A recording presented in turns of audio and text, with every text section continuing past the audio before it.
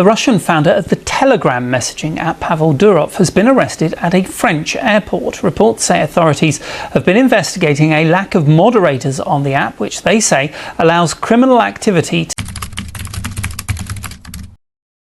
I was born in 1984 in the Soviet Union. When I was 4 years old, my family moved to Italy. What I experienced in the Soviet Union, I went to school in Italy. But then when the Soviet Union collapsed, we decided to move back to Russia. In Italy, though, me and my brother, we had a lot of fun time. He was shown live on Italian TV as a young prodigy kid who could solve cubic equations in real time, being just 10 years old. That was considered to be impossible. When I first went to school in Italy, a lot of teachers said, like, this guy will not going to be successful in our school. By the end of the first year, I was second best. Next year, I was best student in our class. When we got back to Russia, the only reason we got back is my father got offered one of the departments in the St. Petersburg State University. In Russia, in the 90s, you had these experimental schools. You were taught everything. Like, we had 6 foreign languages. We had math that you would have in specialized math schools, and chemistry at the same level you would have at schools specialized in chemistry and biology. My brother, he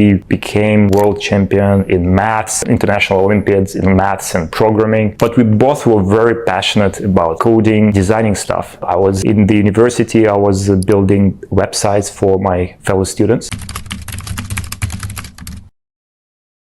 When I was 21 years old, just graduated university, I, at a certain point, sole employee of the company. The company's name was VK. I would write the code myself, I would do the design myself, I would manage the servers.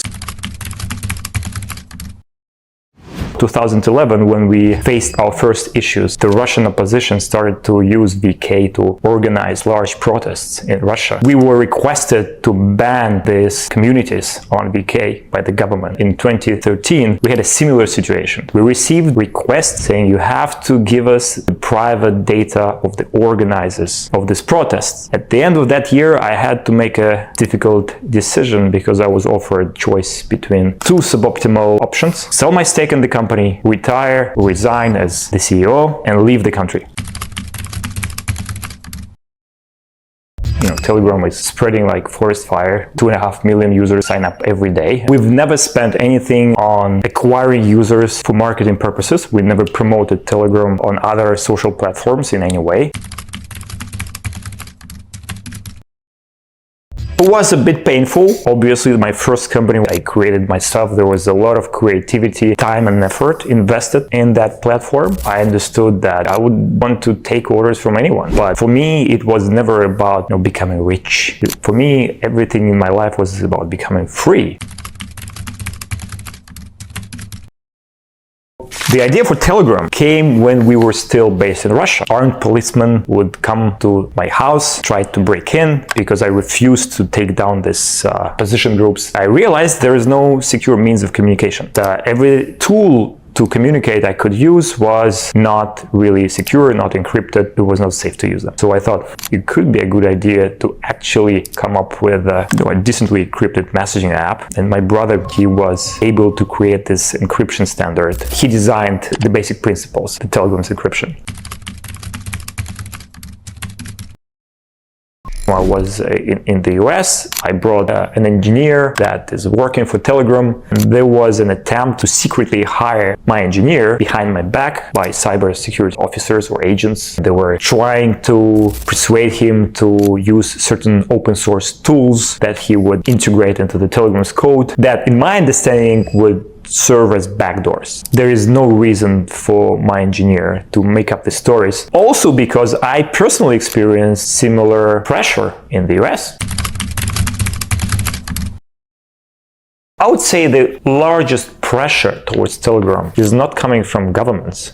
It's coming from Apple and Google. They make very clear that if we fail to comply with their guidelines, Telegram could be removed from the stores.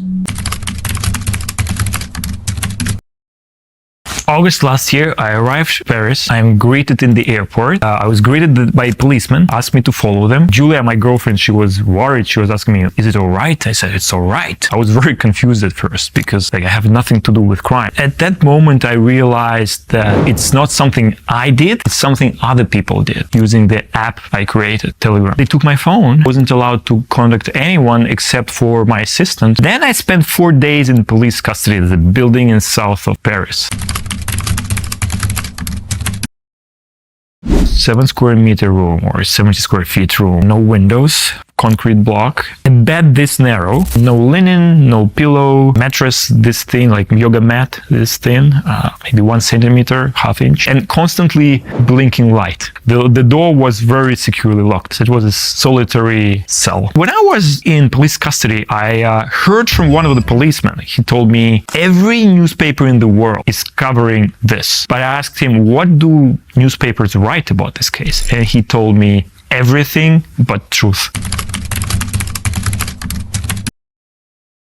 To be honest, this is the hardest part because I'm pretty stress resilient, so I can take care of myself. But being there, locked there, thinking about what's going on with my mom, she's very ill, she's very elderly, she was very worried, as I learned after, what's going on with my kids, and this is something that gets to you.